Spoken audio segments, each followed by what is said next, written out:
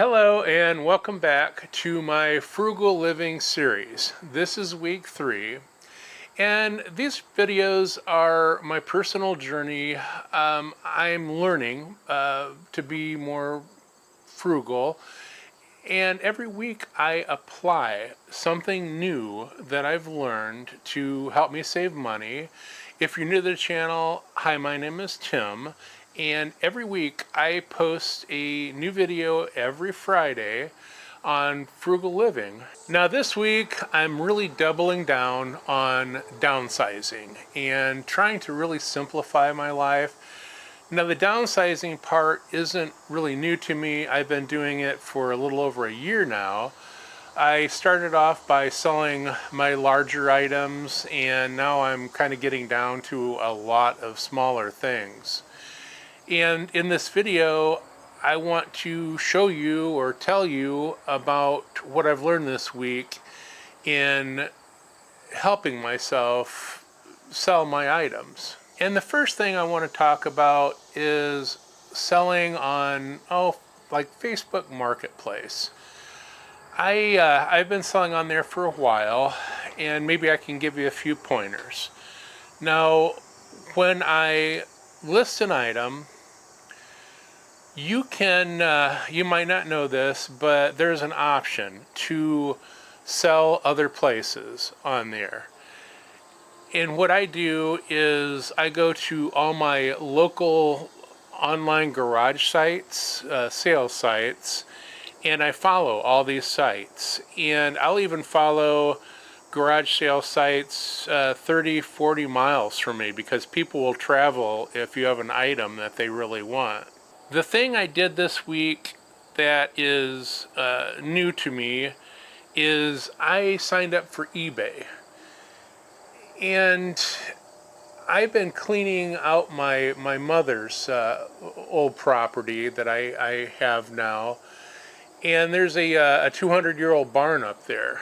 And it is full of old books. And then I also have my own personal books. So I have a ton of books that I need to sell. The books up there, a lot of those are from like the 1800s. They're first editions. And I would think that someone would probably pay a decent price for some of those things. It wasn't a very easy task getting into this barn, as she lost the key to the front door.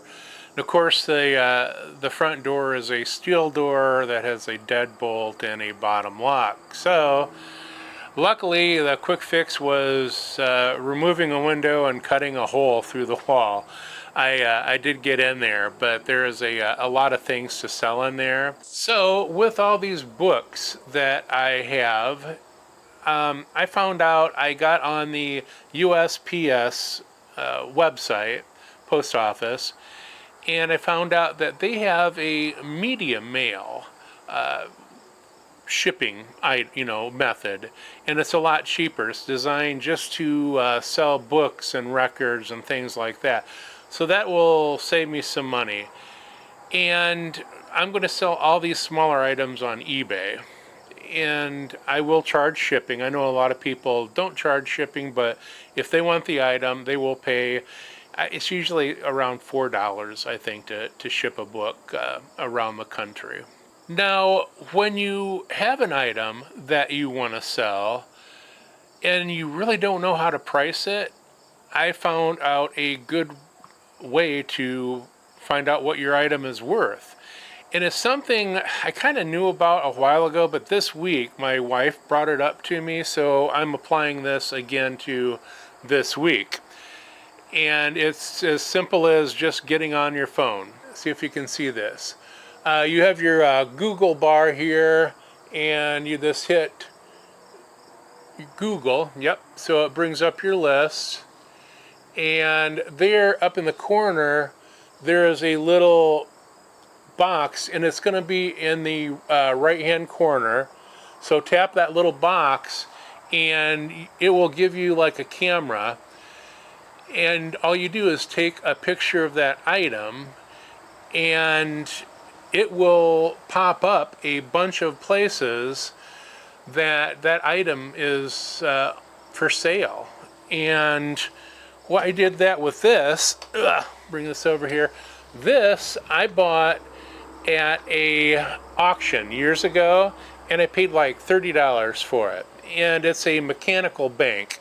There's a little spring in here, and it'll shoot a coin into this little bank here.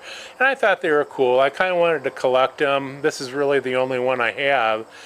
I didn't know a lot about it, so this week I took a picture of this, and I can't believe it. With the original paint that this has, this thing is worth $600. So that kind of blew me away. It's from the late 1800s. I didn't know it was that old. So you can find out a good idea of what you're trying to sell, whether it be an old book or even something. Heck, I tried it with a coffee mug just to see, and it came up. And it not only gives you, I mean, it gives you a lot of different sites. So that is a great tool to, where to start your pricing on your item. Now, I'm not the most organized person in the world, and my wife would confirm that, but when I'm selling these things, I'm trying to get a system. And what I've seen other people do that is working for me, smaller items, get 3 totes, large totes. And so you're cleaning up an area or doing something like that, and you come across something, you take a look at it. Do you want to keep this? Have you used this in the last 30 days? Is it something really sentimental?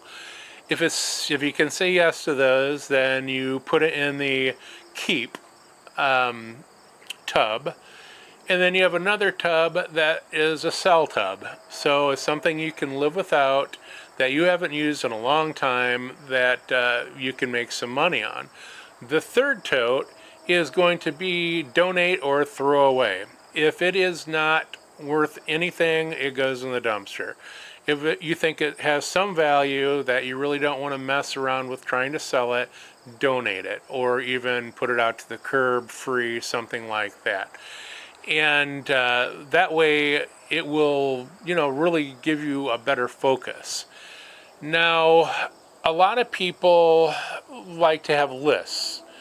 So when I decide to sell something, I do it more for kind of a value. I like to try to do at least a few $100s a week to help with the bills.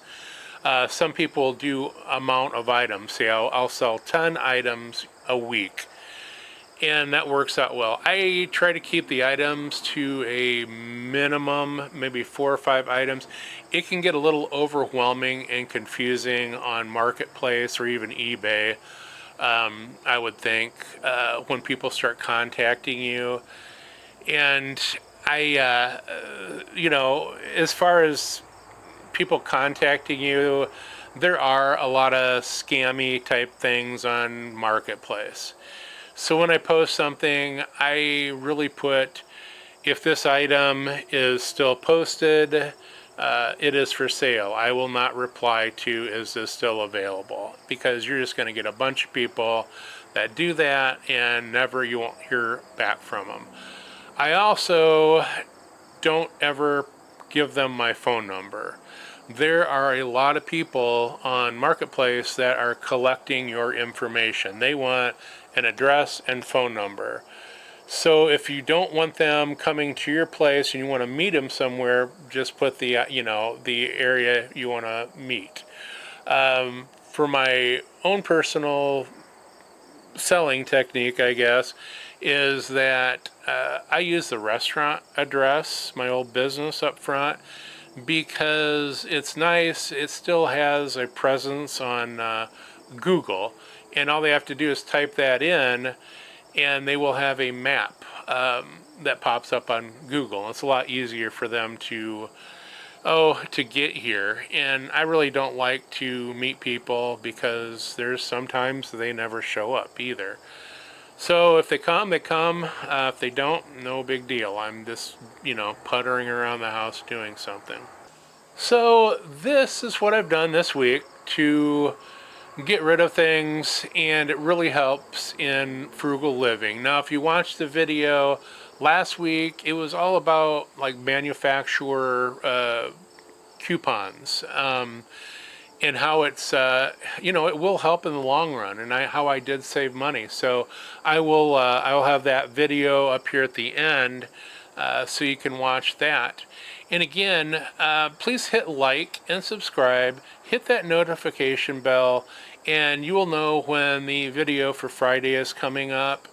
I also do a video on Tuesday, and that's more of just life hacks and just my thoughts, and sharing my experience and the misadventures I've had in growing older. So you can watch that also.